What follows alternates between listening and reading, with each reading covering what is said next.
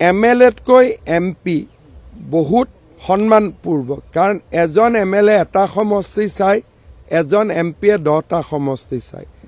প্ৰদ্যুৎ বৰদলৈয়ে আমাৰ দলত কিবা এটা পাব অহা নাই, তেওঁ কিবা এটা ত্যাগ কৰি আহিছে। কাৰণ তেওঁ আজি নগাঁও লোকসভাৰ এজন চিটিং MP আৰু 3.5 বছৰ তেওঁৰ কাৰ্যকাল আছে, অলপ বেছিয়ে আছে। গতিকে তেওঁ কিবা এটা ত্যাগ কৰি আজি ভাৰতীয় জনতা পাৰ্টিত যোগদান কৰিছে। ভাৰতীয় জনতা পাৰ্টিয়ে সদায় ব্যক্তিত্ব আৰু ব্যক্তিৰ ত্যাগক সন্মান কৰে।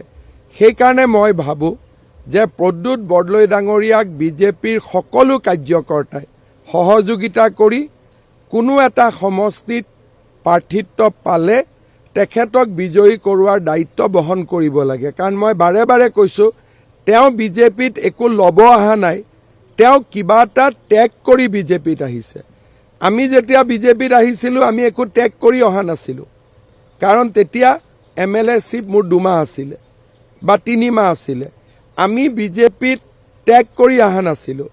প্ৰদ্যুৎ বৰদলৈ আমাৰ ইতিহাসত প্ৰথম যোনে কংগ্ৰেছৰ পৰা জইন কৰিব, কিবা এটা ত্যাগ কৰি আহিছে।